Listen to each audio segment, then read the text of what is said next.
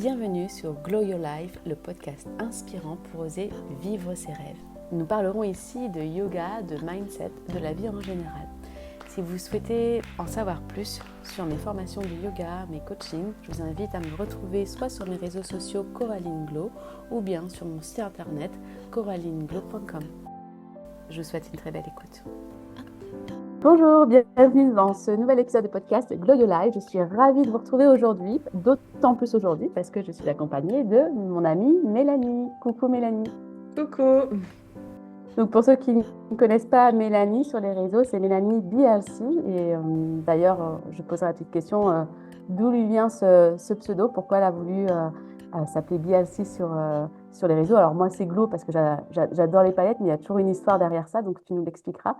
J'ai voulu vous faire partager cette interview avec Mélanie parce que c'est une personne qui compte beaucoup pour moi. Je m'inspire beaucoup d'elle dans le sens, j'ai autour de moi quelques femmes qui me donnent du courage à avancer quand je doute de moi, quand je crois que ce que je fais, c'est pas assez, quand j'ai mon syndrome de l'imposteur qui revient. Et Mélanie, c'est une force que je garde pour moi. Et je me suis dit, c'est égoïste de la garder que pour moi. Donc, j'ai dit qu'aujourd'hui, je vous la partagerai. Donc voilà, Mélanie, est-ce que pour celles qui ne te connaissent pas, parce que bon, je pense que beaucoup de personnes te connaissent parce que tu es vraiment très bien suivie sur les réseaux, qui tu es, qu'est-ce que tu fais, etc. Eh bien, je suis une Lorraine de 32 ans. Euh, je suis aujourd'hui thérapeute holistique, mais j'ai commencé tout d'abord par faire des études dans le domaine un petit peu de la médecine. Donc, j'ai fait une première année de médecine. Ensuite, j'ai eu mon diplôme de masseur kinésithérapeute en 2015. Mais j'étais tellement passionnée en fait par les thérapies naturelles et alternatives qu'après en fait bah, tout l'argent que je gagnais en travaillant en tant que kiné, je l'utilisais pour me payer des formations dans le domaine des thérapies alternatives. Donc j'ai accumulé en 10 ans plein de formations. Et jusqu'au jour où, en fait, il s'est créé un gros fossé entre la thérapeute que j'étais devenue et la manière avec laquelle j'avais envie de pratiquer, et puis mon métier de kiné qui finalement avait certaines limites. Donc, il a fallu que je fasse un choix et donc j'ai décidé de me dédier uniquement à ce travail, à cette casquette de thérapeute holistique. Donc, j'ai créé un cabinet de bien-être à Nancy dans lequel je fais de la naturopathie, des massages, des soins énergétiques. Et, euh, et aussi, j'ai en parallèle donc mon travail sur les réseaux sociaux où je partage en fait au quotidien des astuces pour être acteur de sa santé. Et j'accompagne donc de nombreuses femmes du monde entier en ligne pour les aider, elles aussi, à retrouver le chemin de la pleine santé. Et là, à l'heure actuelle, tu exerces toujours en tant que kiné? Non, là, ça fait 1 an que j'ai pas du tout exercé en tant que kiné. Donc, tu as complètement arrêté. C'était un choix de ta part pour te consacrer à ta pleine activité que tu as créée, en fait, parce que tu as créé ton métier. Ouais, exactement. Je me suis créé mon métier sur mesure et ce qui est passionnant, c'est qu'il continue d'évoluer avec le temps, donc c'est vraiment génial.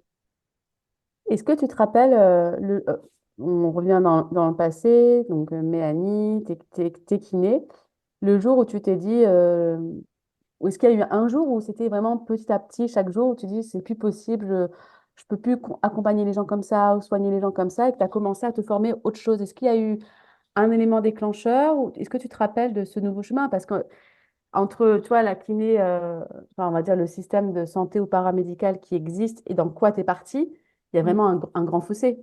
mm, Et peut-être que même avant, je sais pas, enfin, moi, dans mon environnement familial, on n'est pas du tout connecté à ce que je fais aujourd'hui. Mais pas du tout, je suis la première à faire ça. mm. Donc, toi, peut-être que si en plus, comme moi, tu n'as pas été bercé dans cet environnement-là, ça a été quoi le truc qui a fait que tu as commencé à t'intéresser à autre chose? Tu te Bah, rappelles? si, en fait, moi, pour le coup, j'ai toujours été bercée par ça. D'accord. C'est quelque chose, justement, j'explique toute mon histoire en détail dans mon livre qui sortira en janvier. Ça sera une autre occasion pour mieux me connaître pour toutes celles qui écouteront. Mais En gros, moi, c'est mes grands-parents paternels qui m'ont beaucoup gardée. Et ils ont vécu une tragédie dans le sens où ils ont perdu leur fille, donc la sœur à mon papa, quand elle avait 11 ans, d'un cancer à l'œil.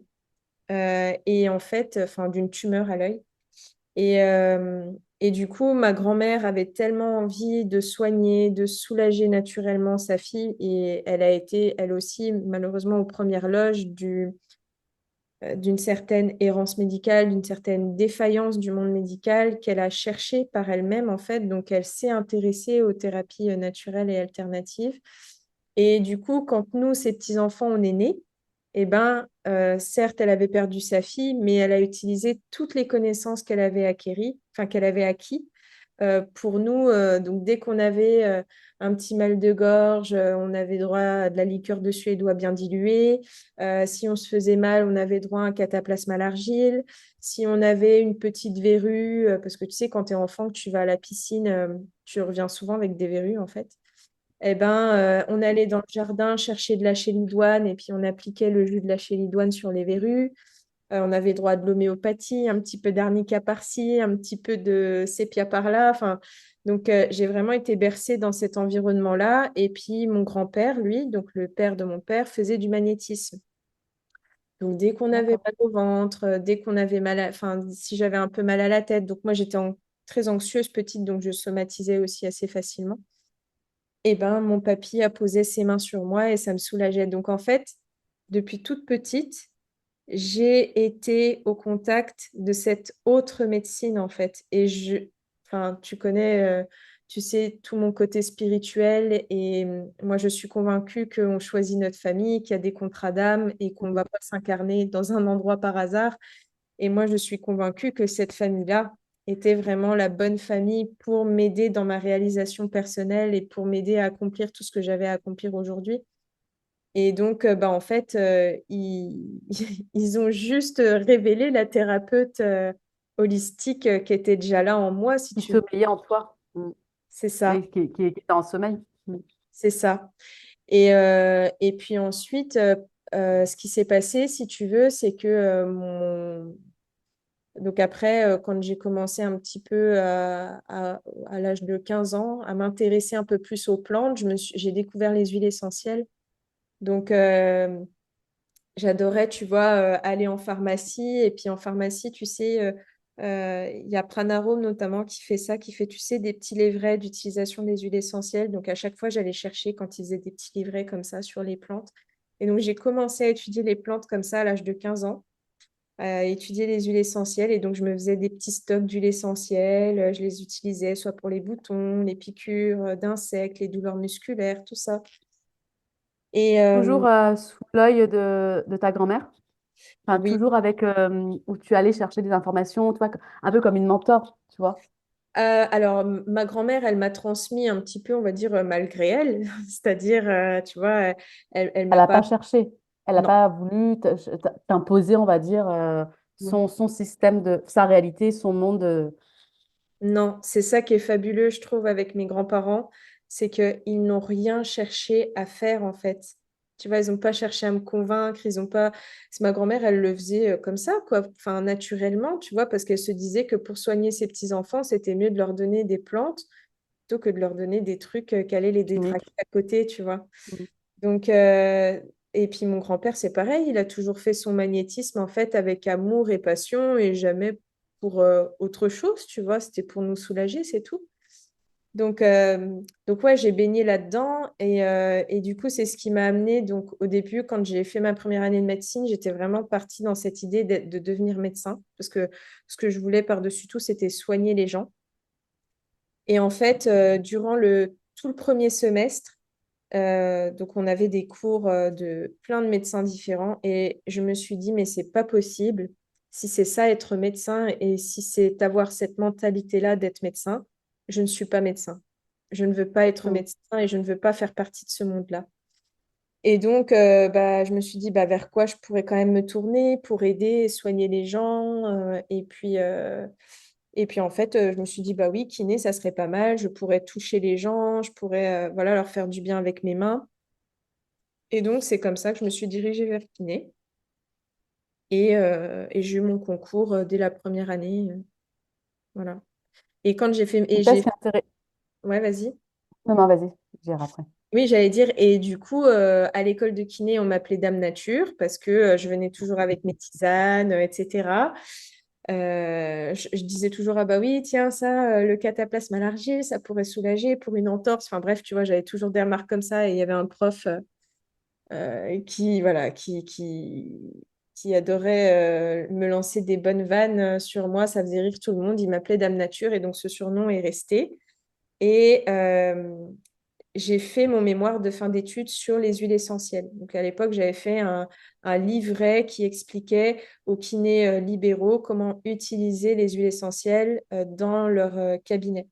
Donc en fait, j'ai toujours voulu, si tu veux, jumeler les deux, mais c'est juste qu'à un moment donné, le fossé était tellement grand et en fait, la vision holistique de la santé n'est encore pas acquise par le...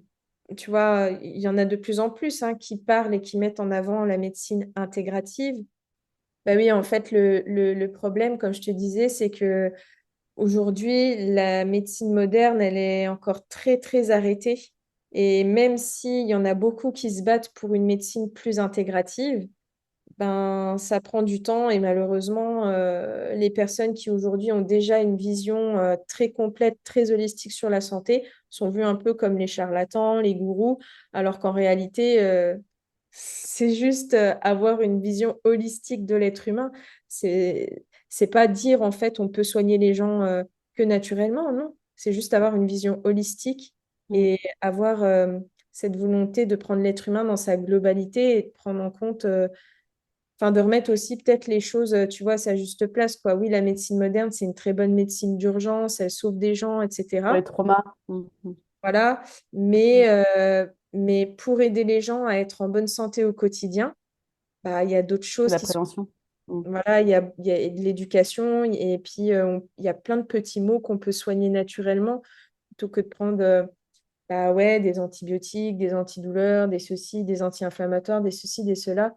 En fait, si on voyait l'être humain de façon holistique, globale et qu'on avait une autre vision des mots, eh ben, on peut accompagner et on peut soigner différemment. Mais ça, c'est un frein qui est encore très, très présent dans la médecine moderne. Et tant que ce frein-là ne sera pas levé, bah, malheureusement, on ne pourra pas soigner les gens tu vois, de façon complète, globale et... Mais je pense hein, qu'on est en... Enfin, ça sera possible du moment où c'est possible pour les personnes qui ont accepté en fait d'être acteurs et pas passifs de recevoir. C'est je continue à être en bonne santé, je suis en bonne santé parce que je continue à préserver ma santé. Mm, Et à part voilà, les accidents traumatiques voilà, de la route, tu te casses quelque chose, enfin, je suis celle qui croit que chaque mot qu'on matérialise par le corps, ce sont des dérèglements énergétiques de base. Voilà, parce que les perturbateurs endocriniens, ta nourriture, le stress, enfin, à l'heure actuelle, il y a quand même pas mal d'études qui ont montré que la principale cause de toutes les maladies quasiment, c'est le stress. mm, Donc, du moment où tu sais ça, bah, c'est à chacun de nous de préserver notre santé et de la maintenir.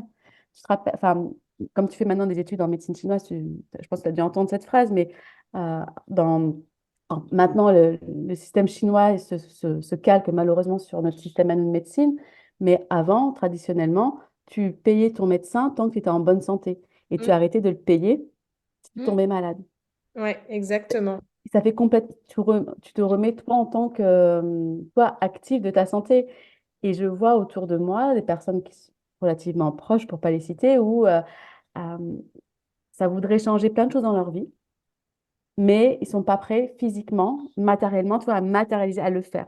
Mm, Donc, j'ai rien contre les thérapeutes holistiques ou chacun fait ce qu'il a à faire, mais pour moi, tu ne peux pas concrètement changer les choses, changer ta vie, changer ta santé, te changer, si c'est pas toi qui impulse, toi qui co-crée. C'est pas en étant allongé sur une table de massage, même si tu fais des bols qui peuvent t'aider à réguler des choses, mm, que ça va changer. mm, Et on est dans le passif, en fait. Tu vois, c'est, bah, ok, tu as le pouvoir, Mélanie, elle a du magnétisme, donc du coup, j'ai mal à ma gorge ou j'ai mal à la tête depuis X temps, elle a du magnétisme, elle va me l'enlever. J'ai rien à faire. Je vais continuer à mal m'alimenter, je vais continuer à pas prendre soin de mon énergie, je sais pas, à faire du yoga ou d'autres choses. Je remets mon problème Mm, à Mélanie, quoi. mm. Et Mais ça, après, c'est tu vois, je veux dire, c'est délicat, tu vois, parce que tu as des personnes euh, qui sont malgré tout très bien soulagées par un thérapeute extérieur, parce que en fait, tout dépend aussi vraiment de l'origine de la maladie. Tu as les causes externes et tu as les causes internes. Alors certes, pour beaucoup de maladies, c'est des causes internes et effectivement, ça demande de se remettre soi aussi en question, se remettre en mouvement par rapport à sa guérison. Mais tu as aussi beaucoup de maladies où les causes sont externes. Et dans ce cas-là, une intervention extérieure peut aider à, par exemple, chasser un pervers externe ou tu vois, oui, oui, enfin, mais en tout cas, t'as des pathogènes extérieurs qui peuvent oui, créer un déséquilibre à l'intérieur bien du sûr. corps. Et là, bon, ce que tu dis peut faire sens dans le sens où, bah, oui, mais si de toute façon j'ai une bonne hygiène de vie, que je vais bien, que je me sens bien, que j'ai une très bonne énergie, alors mon énergie défensive sera assez Meilleur.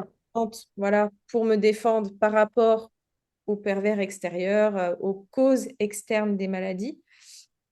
Mais encore que, voilà. Mais ça protège pas 100%. C'est pas du tout ce que je dis et ce que je pense. Mais on est plus armé, du moins, la conséquence sur nous est plus faible que sur quelqu'un qui a déjà un terrain qui est, qui est amenuisé par le stress, par une mauvaise hygiène de vie, etc.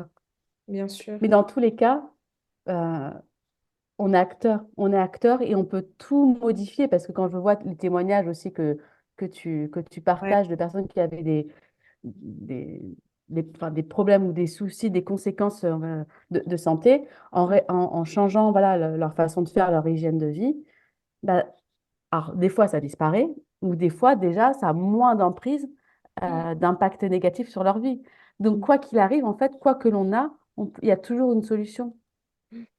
Non, Mais c'est sûr qu'on peut énormément et voilà, hein, c'est mon discours, donc je ne vais pas te contredire. On a une responsabilité énorme envers notre santé et on peut énormément changer de choses.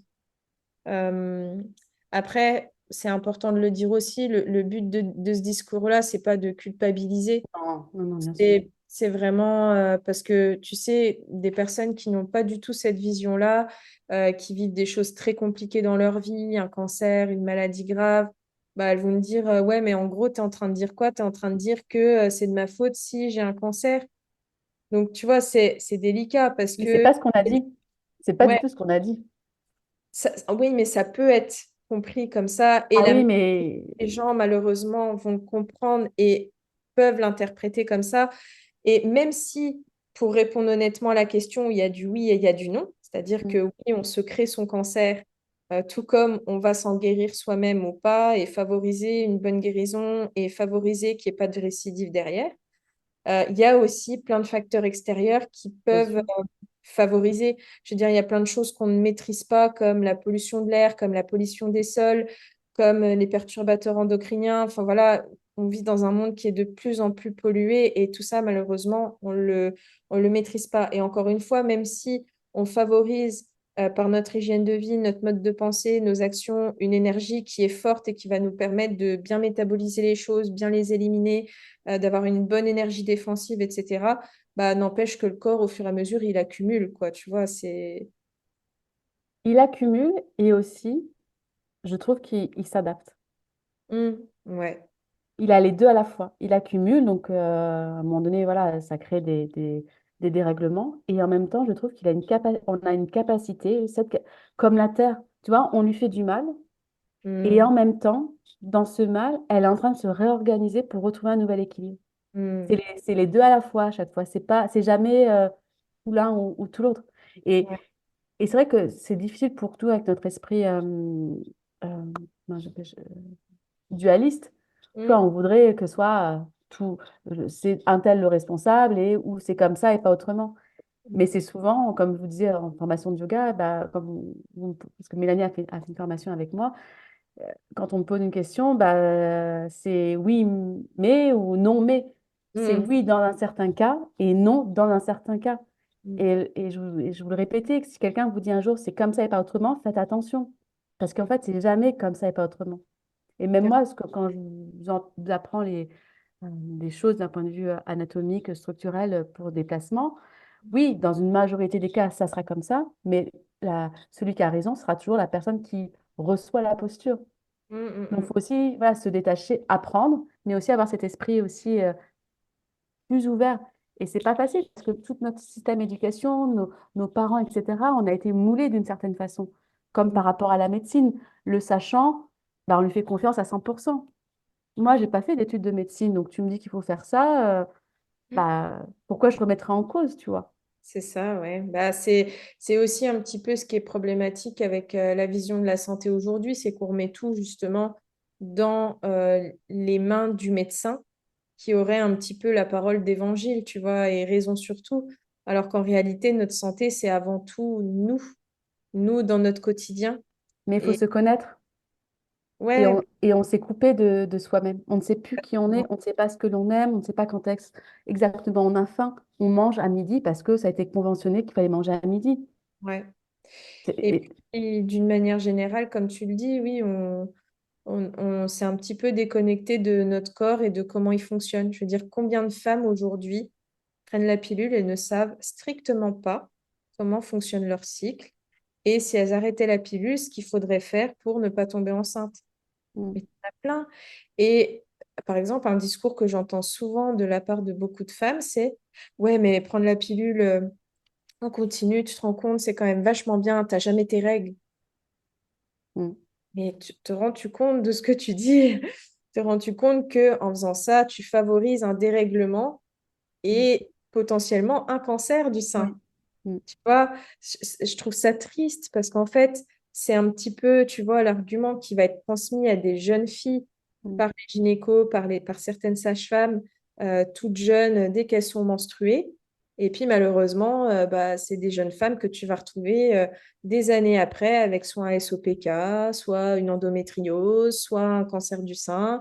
Et puis on leur aura pas expliqué que avoir créé un dérèglement comme ça artificiel sur le long terme, bah, favorise le dérèglement du corps et qu'à un moment donné, bah, le corps, il peut plus aller contre ce dérèglement, tu vois. Mais tu vois, ça me fait penser que quand j'étais anorexique, donc j'avais plus mes règles, et pour me ramener mes règles, on m'a passé la pilule pour avoir des faux cycles, en fait. Mhm. On traite toujours le symptôme au lieu du terrain. Bah, Mm, moi, c'est aussi comme ça justement que j'ai découvert la médecine chinoise et que j'ai ensuite voulu m'y former. J'ai eu j'ai eu la même expérience que toi, c'est-à-dire que j'ai fait de l'anorexie et suite à ça, j'ai eu une aménorrhée pendant 5 ou 6 ans. Ouais, peut-être 6 ans. Ouais, 5 ans, je pense. Enfin, au moins 5 ans. Et effectivement, je me souviens, j'étais au lycée. Ma mère m'avait emmené voir plusieurs gynécologues, puis une endocrinologue.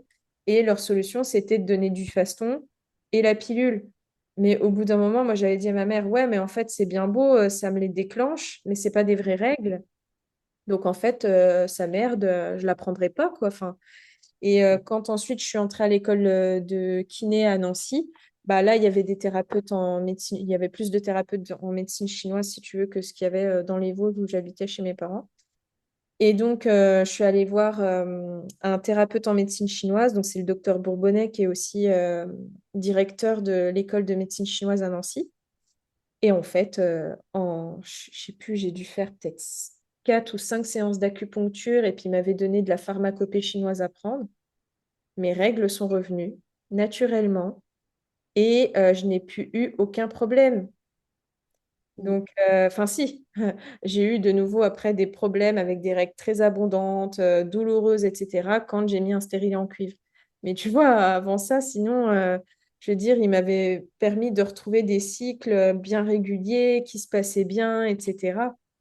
Et là, tu te dis, tain, mais en fait, la médecine moderne est là à cracher sur les thérapies alternatives, à, à les démonter, à dire que c'est pas prouvé scientifiquement. Mais les gars, putain, vous n'avez pas été capable de me ramener des règles physiologiques. alors que la médecine chinoise, qui, selon vous, n'est pas reconnue scientifiquement, m'a ramené des règles physiologiques et a su m'expliquer pourquoi je n'avais pas des règles physiologiques. Mm. Tu vois, je veux dire, enfin, à un moment donné, c'est tellement débile, en fait, cette guéguerre à la con, là, alors qu'en fait, si les Mais deux parce sont... on est conditionné. Tu vois, ça me ramène sur ce que je t'ai demandé tout à l'heure.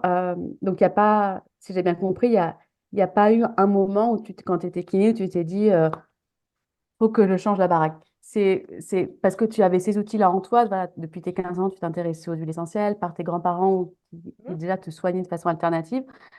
Tu as vu sur tes patients qu'il y avait des choses que tu pouvais. Est-ce que c'était les aider à les soigner plus en profondeur ou mieux, en fait, sur le même degré? Tu vois, par exemple, on tapait Dame Nature avec tes cataplasmes.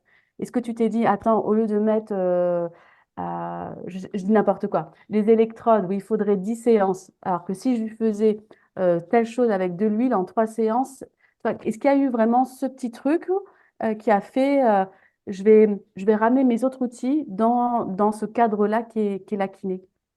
Bah, en fait, c'était vraiment mon envie d'aider et de soigner, quoi, et de faire en sorte que mon patient, il aille mieux.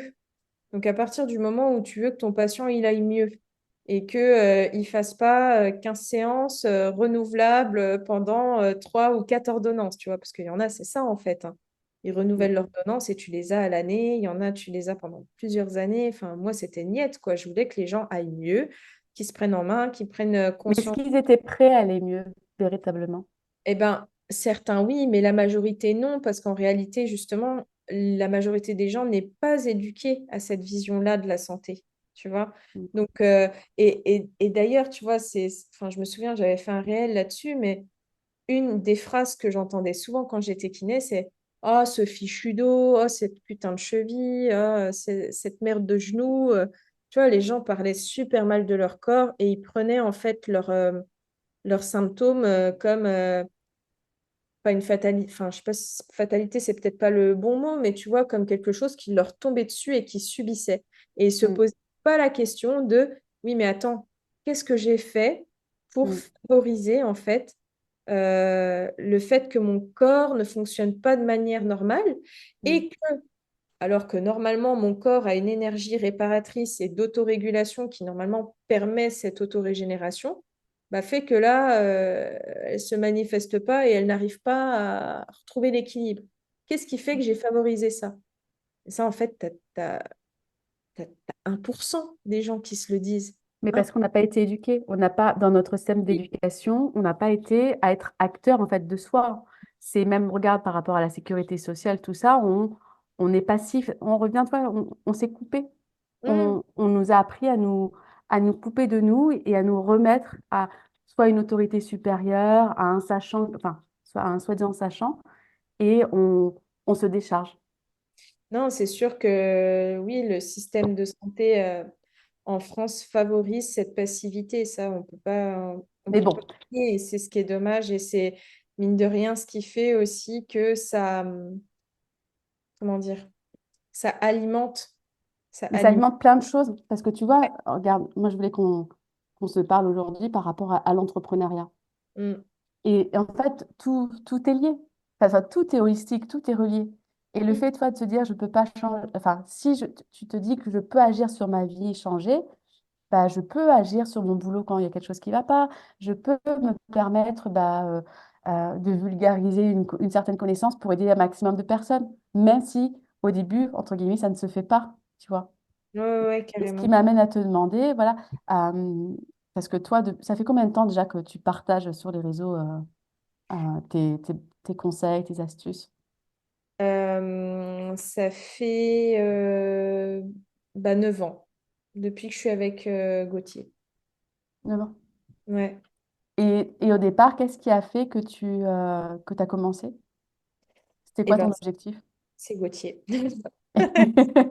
En fait, si tu veux, à l'époque, voilà, moi, je découvrais, tu sais, c'était un petit peu les débuts d'Instagram, etc.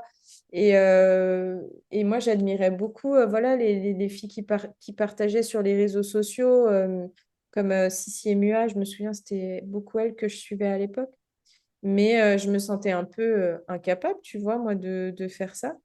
Et en fait, mon chéri, lui, a toujours vu un petit peu ce potentiel et m'a toujours poussé à le révéler. En fait, c'est lui qui me disait, mais tu te rends pas compte, chérie, de tout ce que tu sais, avec ton envie d'aider les gens, mais comment ça aiderait les autres et tout.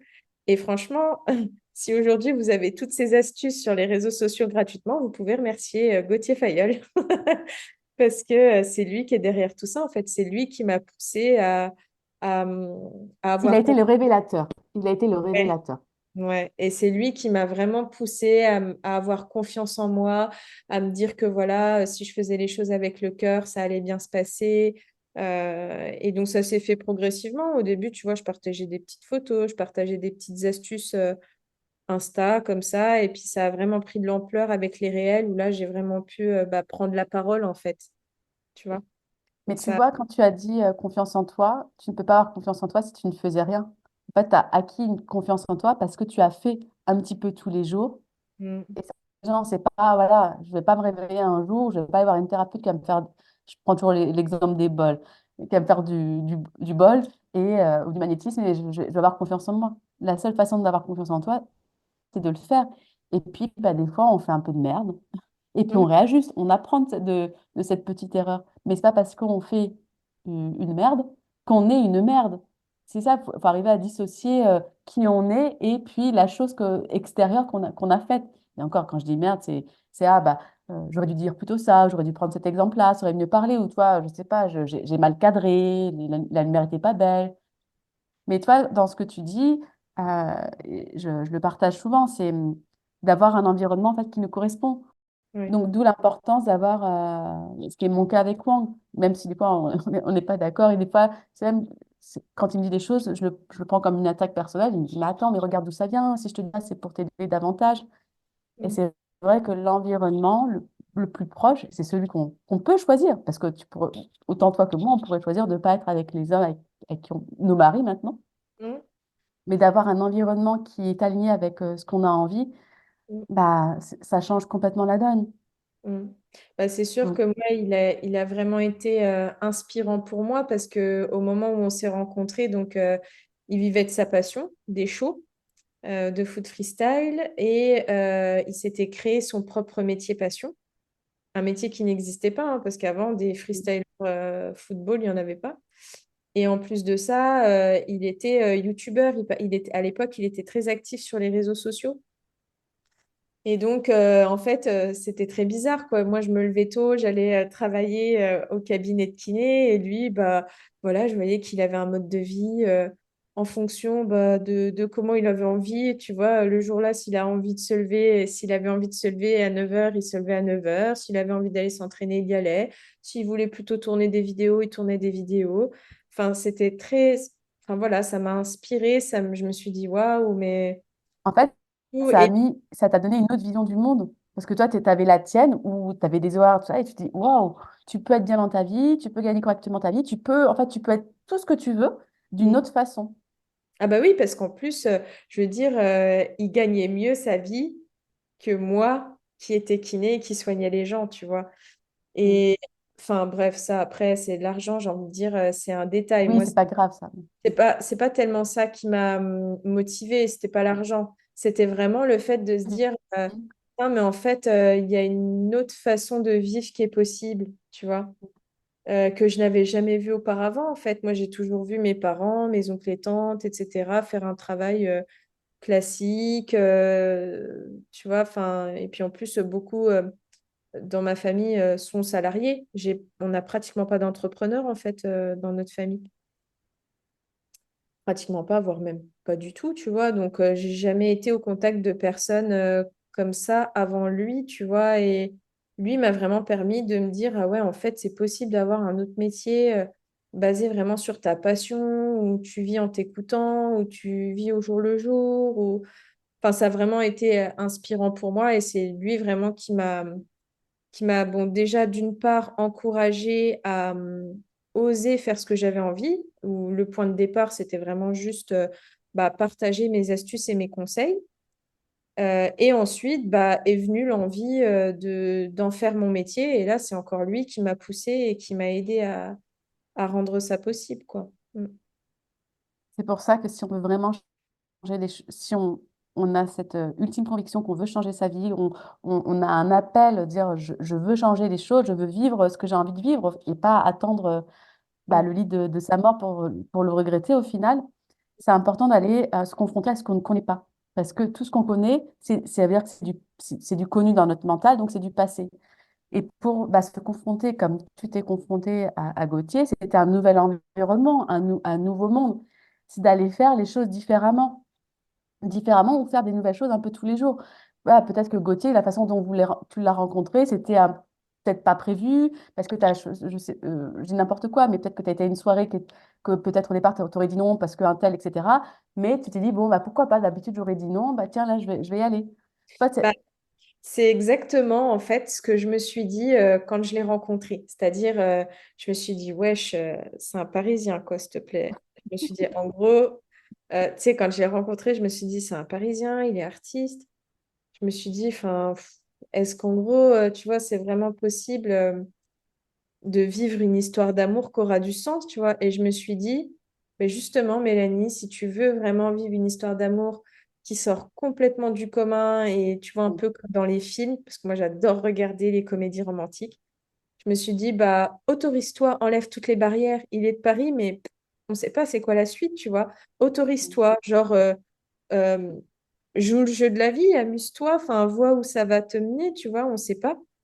Et je me souviens d'avoir levé cette barrière.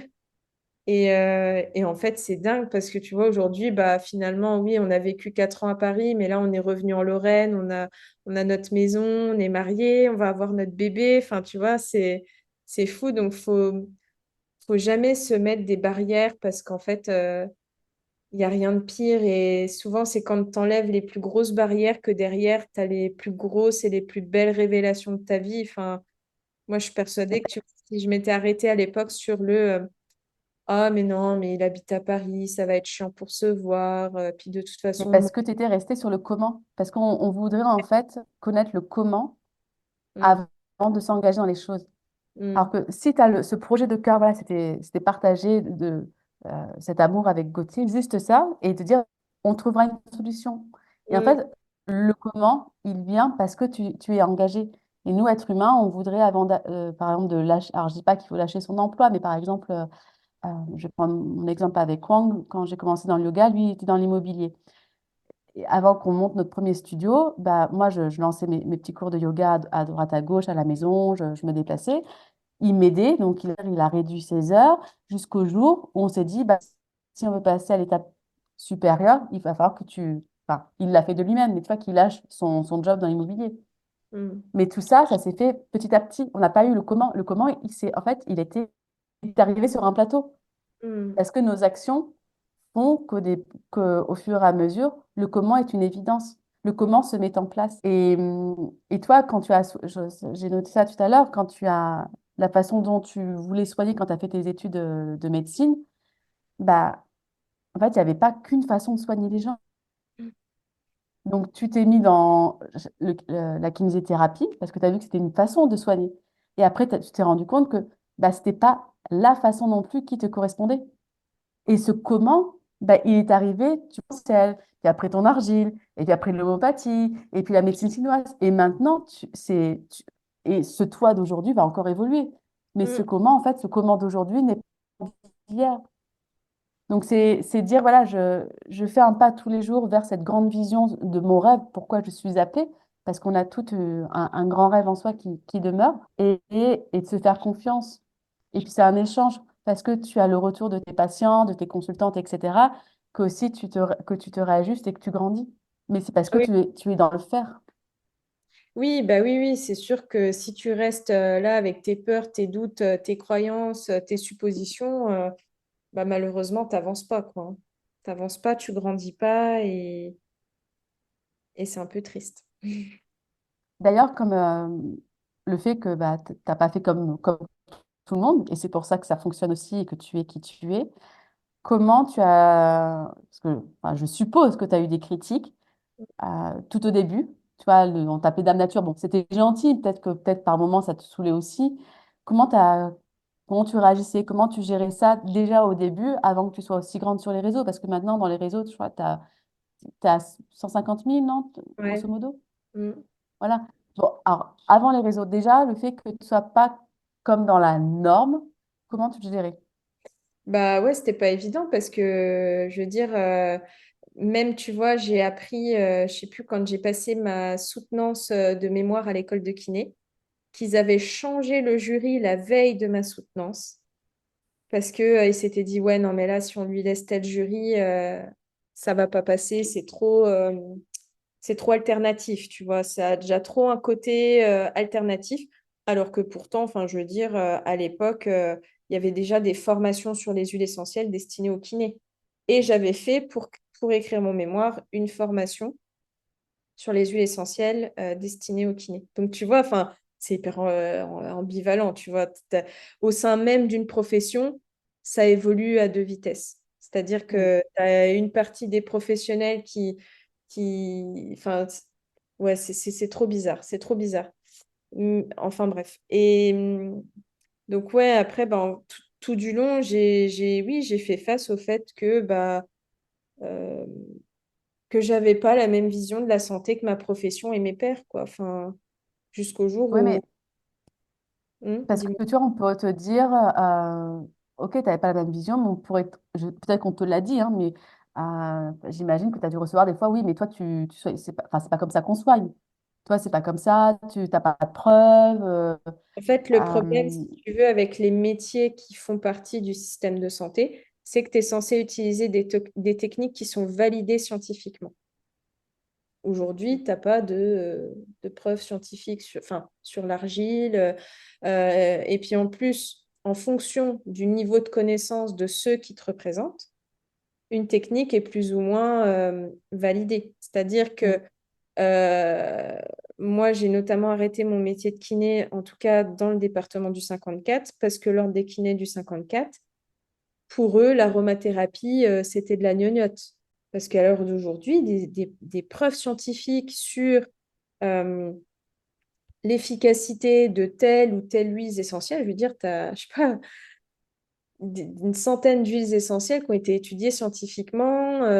Tu as des hôpitaux en Suisse qui utilisent les huiles essentielles. Enfin, on sait pourquoi une huile essentielle est efficace et enfin, et comment en fait parce qu'on l'étudie justement scientifiquement, on étudie sa composition biochimique et de par sa composition biochimique, on sait qu'elle va avoir telle ou telle action sur le corps.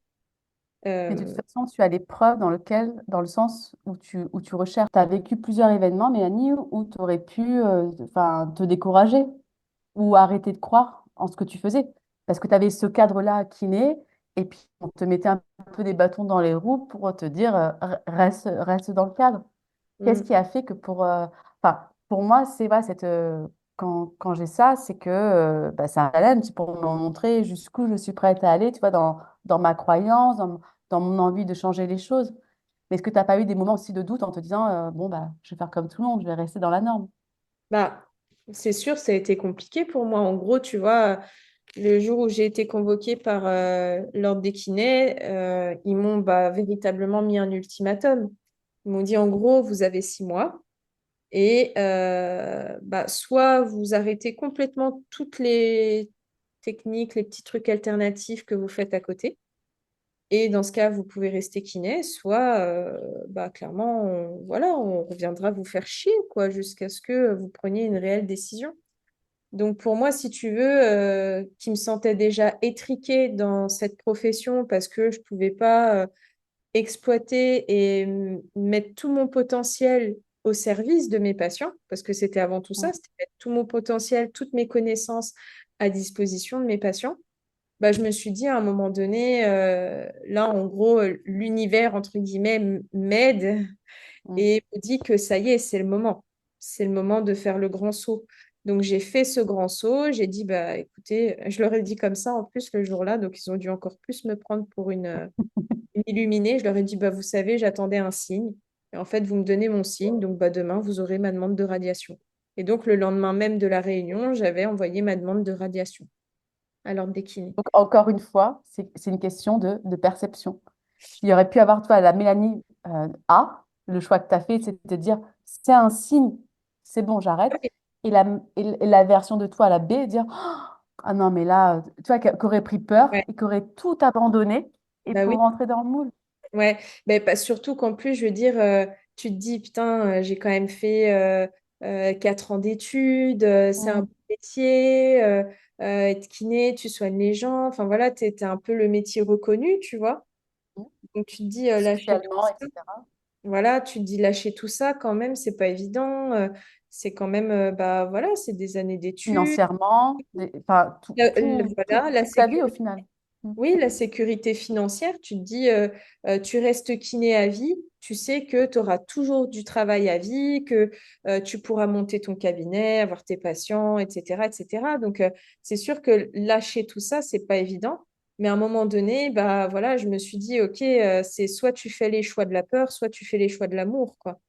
C'est ça. Donc, j'ai décidé de faire les choix de l'amour et de la confiance en soi et de faire confiance en l'univers et en ce qui m'était proposé et ce qui m'était soufflé, quoi, en gros. Mm. Je me dis souvent que, en fait, peu importe le choix que tu fais, c'est comment tu le fais. Tu vois, Mm. est-ce que j'y vais par peur ou je ne le fais pas par la peur ou je le fais Exact. par l'amour? Oui, Peu parce que importe, en j'aurais fait, pu, voilà, parce que j'aurais pu dire bien non, sûr. bah, moi, franchement, je kiffe trop mon métier de kiné, j'aime trop me lever le matin pour aller travailler dans mon cabinet, masser mes patients, discuter, rigoler avec eux, faire des exercices avec eux. Je me vois pas du tout arrêter ça. Tant pis, je continue ce métier-là et puis tant pis, bah, j'arrête un petit peu, j'arrête mon cabinet de bien-être, j'arrête ce que je fais à côté. Mais en fait, non. Moi, ce qui me motivait vraiment, c'était d'apporter cette vision holistique de la santé, d'aider les gens à être acteurs de leur santé. Et je ne voulais plus aussi euh, être dans finalement ce système de santé qui rendait les gens passifs. Quand tu es engagé, tu as plus de résultats. Et d'ailleurs, j'avais reçu un message d'un hater sur les réseaux en me disant que j'étais complètement à côté de la plaque, que j'avais rien compris à la vie, au yoga, que normalement ça devrait être gratuit, etc., etc. Donc, toi, d'ailleurs, comment tu gères la critique, même de la part, plus tu es connu, plus tu es aimé, mais plus proportionnellement tu es aussi critiqué. Mm. Comment tu gères? Qu'est-ce que tu te dis? Est-ce que ça impacte la façon dont tu vas parler? Est-ce que tu vas devoir réfléchir à 10 000 fois plus sur ce que tu vas dire, les sujets, etc. Mm. Bah, au début, c'était vraiment très, très compliqué pour moi parce que j'ai un peu en plus ce syndrome de l'imposteur, tu vois.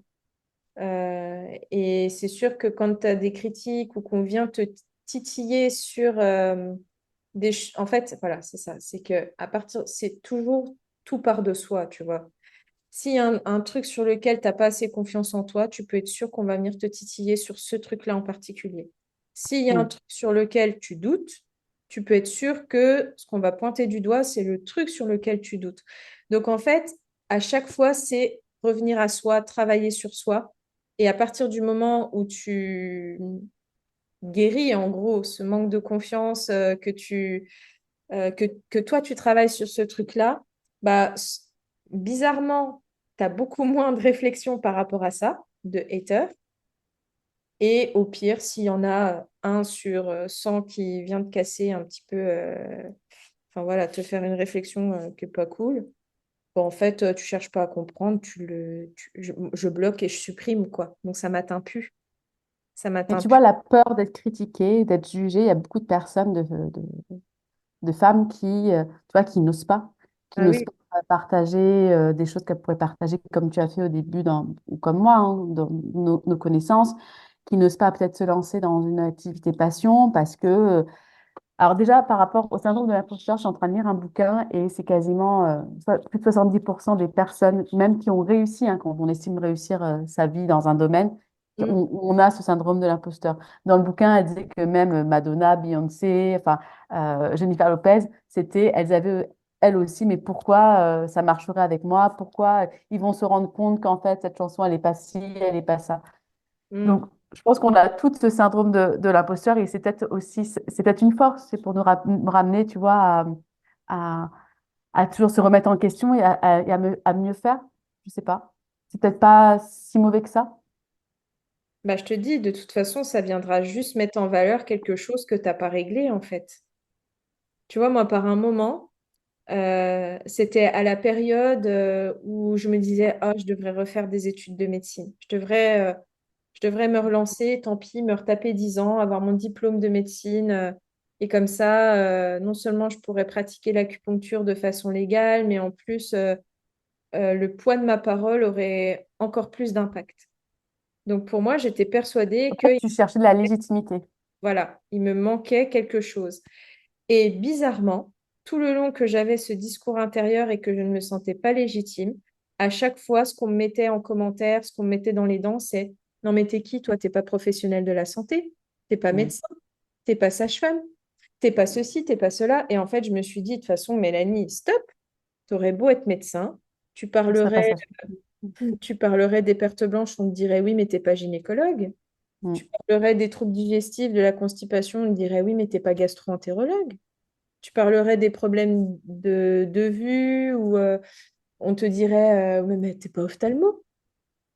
Donc en fait, euh, même si j'avais fait, même si là je reprenais mes études de médecine, que j'allais au bout des 9 ans et que j'avais mon diplôme de médecine générale, si je ne guérissais pas à l'intérieur de moi-même mon problème de légitimité, j'aurais quand même toujours des gens qui viendraient me mettre dans les dents que je ne suis pas légitime.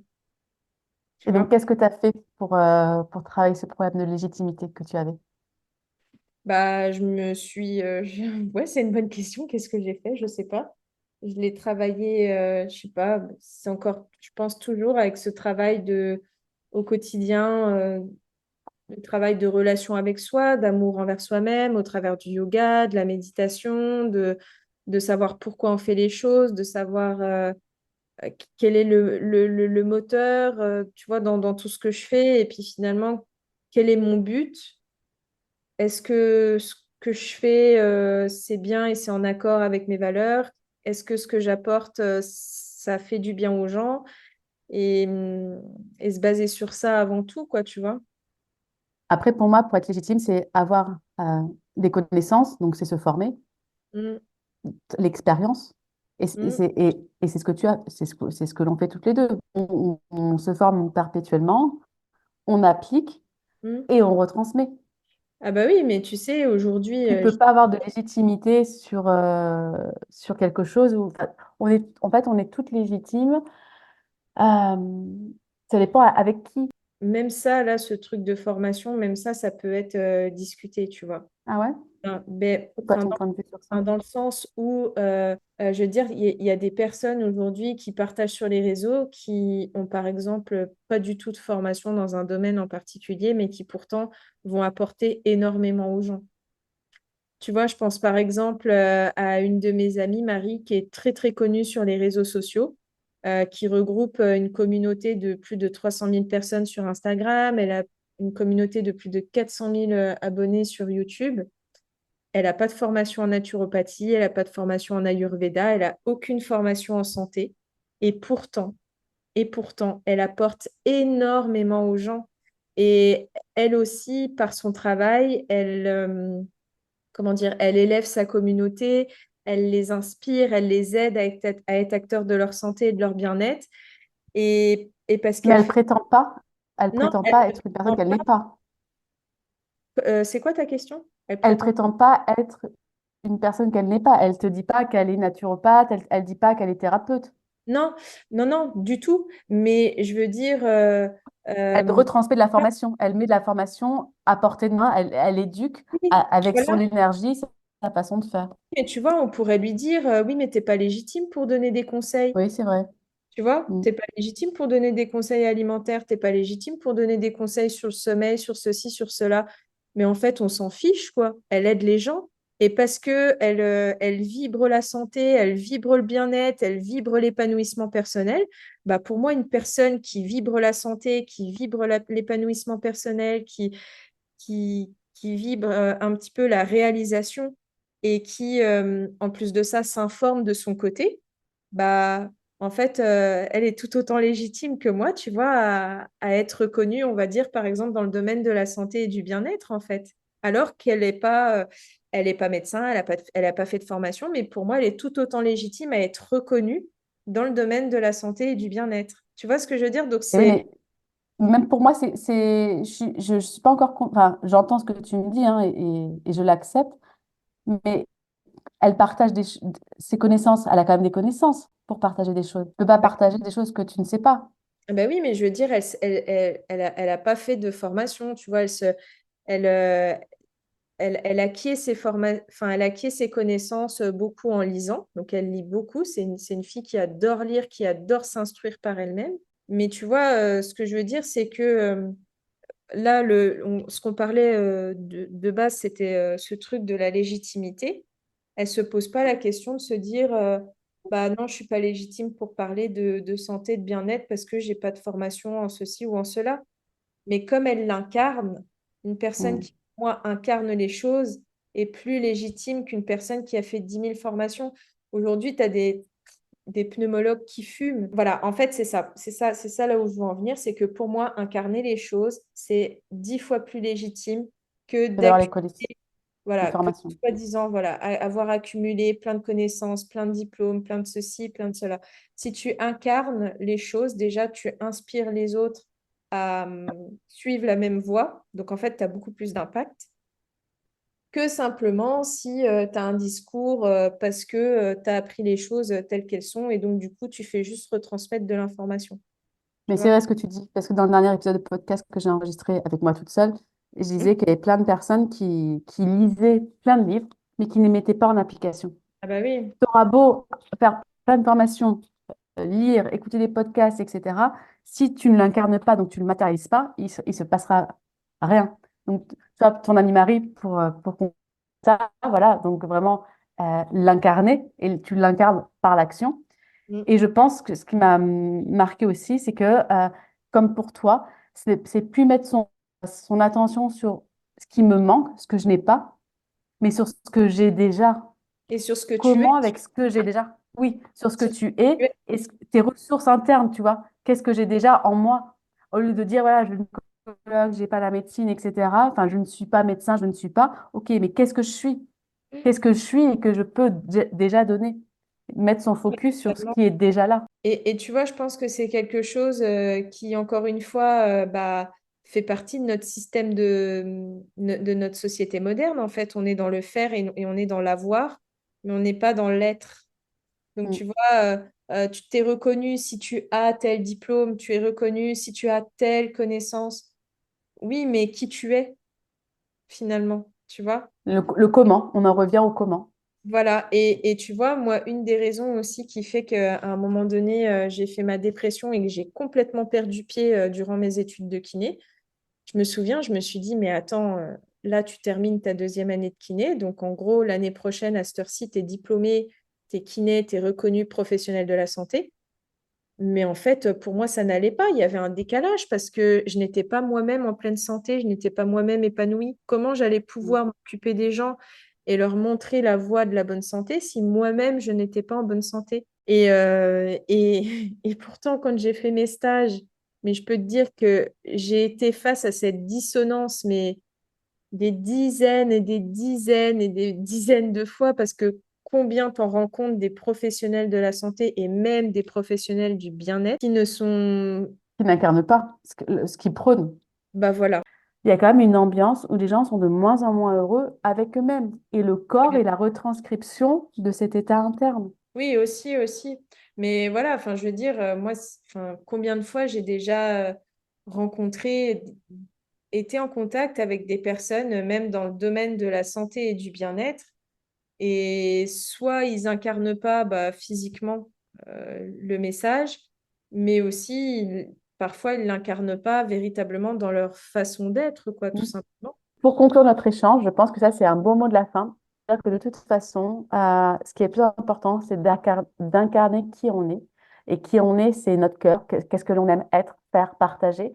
Et ça peut prendre du temps de réussir. Voilà, tu n'as pas réussi quand... Déjà, faut définir la définition, enfin, mettre c'est quoi nos critères de réussite, Mm. parce on a tous des critères qui sont différents, qu'il faut du temps, que ça vient pas du jour au lendemain, qu'il faut être patient, il faut persévérer, que tous les embûches, les challenges sont là pour nous faire progresser, voilà, les critiques, etc.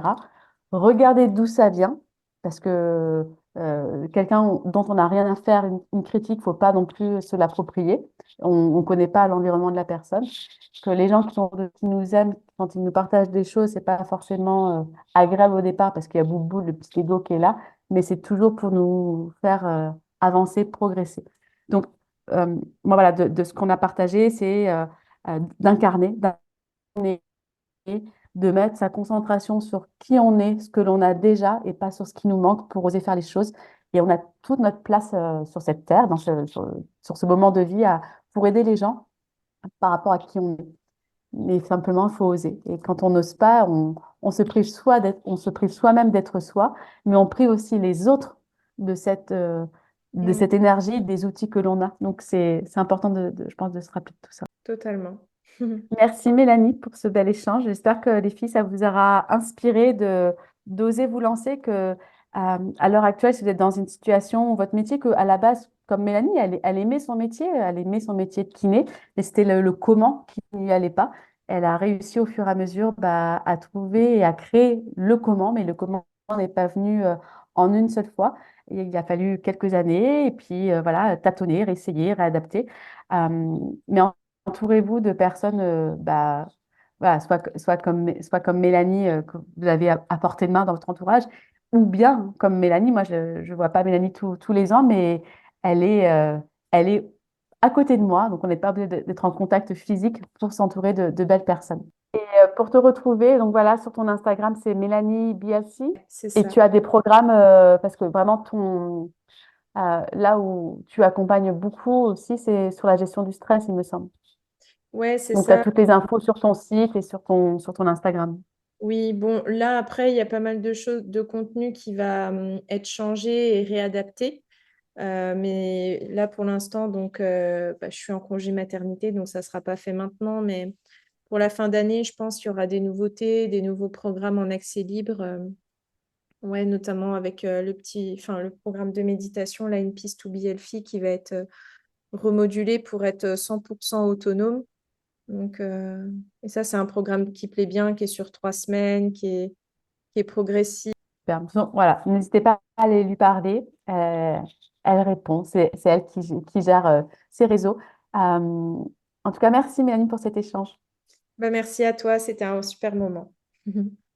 Et voilà pour ce nouvel épisode. J'espère qu'il vous aura autant plu qu'à moi. C'était un plaisir voilà, de repartager des choses avec vous, de reformuler, parce que des fois, je vous dis des choses, mais Mélanie le dit d'une façon différente, avec une énergie différente. Donc, j'espère vraiment que vous aurez pu trouver ce dont vous aviez besoin pour cette journée-là.